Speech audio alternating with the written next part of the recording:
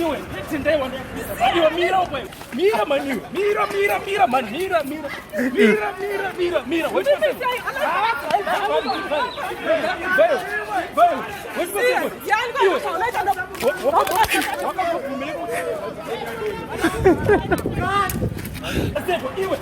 Iwe, tende wana.